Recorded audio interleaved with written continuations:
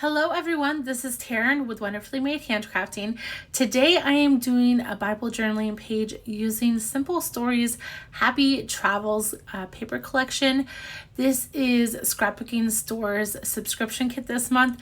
And when I saw this kit, I was so excited. I love the bright colors, but I also love that there are little hints of vintage goodness in here. And so I am cutting out a couple pieces when I saw this Lot one, and then I love the lady, like the stewardess, looking back, and I was like, oh my goodness, I have to do the story of Lot's wife looking back. And so I decided to cut these two pieces out, and this is where I kind of start with this Bible journaling page.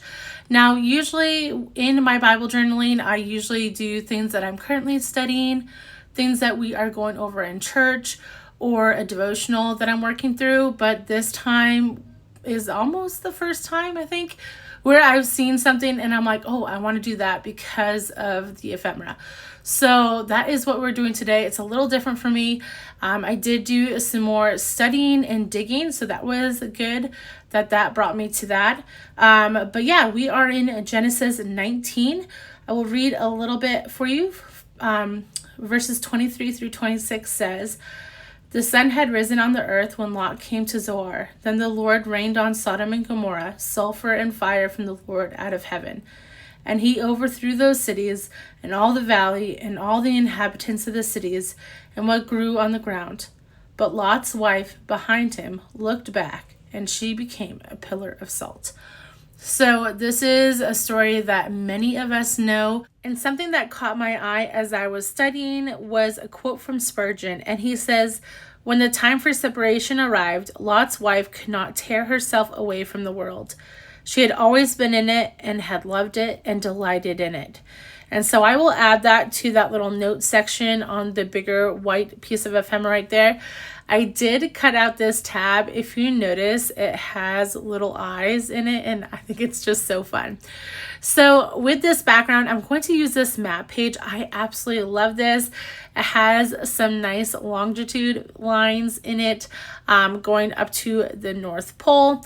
And this is actually a whole idea I got as I was scrolling Instagram. I had seen a page done by Rebeca Ruiz, who is a designer for Simple Stories, and she had sewn the background of these maps, but she chose the colorful one, and then she split them up, like cut them up and distressed all the edges. I added a little bit of frayed burlap on the edges as well. So I will kind of speed this up a little bit for you. But first off, I want to make sure that I have a backer to glue all these little pieces to, as you'll see in a second. So I'm just using some copy paper and making sure it's the same size. I measured off apparently. And then I'm going to cut these all out. I'm going to just trim off some of the strings, but still leave some little frays here and there. And then I will cut these, and then you'll see me work on distressing them and just adding a little bit of color on the edges. So this background is super simple in theory, however, it takes a long time to produce. So this whole video I trimmed down from like 2.5 hours to just under 10 minutes.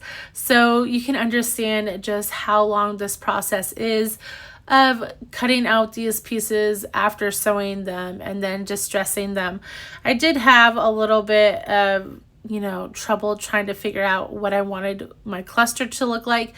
But basically the big chunk of my time was spent on this background, and I absolutely love it. So it was so worth it. But make sure you have enough time if you want to do something similar. So once I have these all glued down, I will come in with my fingers and kind of pick up the edges a little bit, like distress them even more, because I want a little bit of gap or spacing between each one of these. And so that kind of makes this background. I love the texture it gives, and it's not going to make my Bible too chunky either, but it gives a really nice look to it.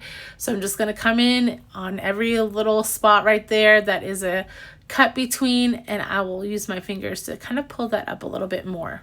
So when it comes to the actual cluster, I had a lot of this creamy white color going on in this page. Kind of similar to what I normally do. I love neutrals, but I did want to bring in some more of that color, especially for that stewardess. And so I grabbed these stamps from Tim Holtz, and I'm looking for that perfect color. It's kind of like a dark teal, but a little bit more green at the same time. So I'm actually grabbing two that are similar but not exact, and so I'll put that on this little bowl and hold that there as I distress the rest of these pieces to my cluster. I'm going to add a little bit of chunk out of this map. I don't want to see any of the words, so I'm just kind of slipping it behind for more so color than anything else. And then we're just trying to see how much stuff I can add to this cluster without it looking too busy. So I am putting this cluster together without it being on the page first. That always helps me out. And I will add a little paper clip here because a paper clip was in the actual paper ephemera, but I cut out some of it, and so I did want to add in that middle piece again. I have those little eyes in the tab to the side, and I really appreciate how everything, all those lines, are bringing your eye down to the little section that says lot on this tag. I also had a lot of issue trying to figure out where I wanted these stamps. At first, I was going to put them in a cluster around where this little stamped area is on that lot card. So I'm just going to come back to it because I was taking too long trying to figure that out. I have this little tag ephemera that I made last spring, I believe.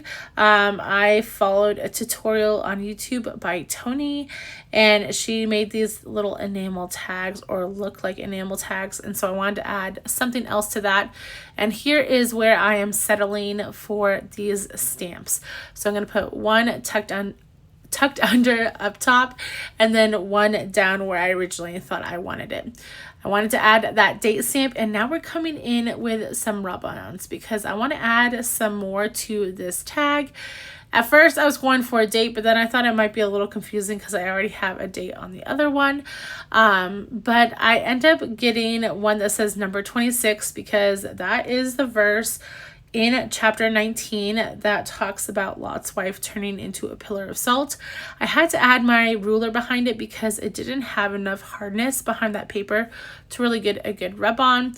And then I will come in with a number, another number for destination. I know it says destination, I don't really care, but it says service 19, and that's because it is chapter 19. So if you read from left to right, it says like 1926. So I thought that was kind of fun. And then lastly, I come in for this little eye tab. I'm adding Exhibit A.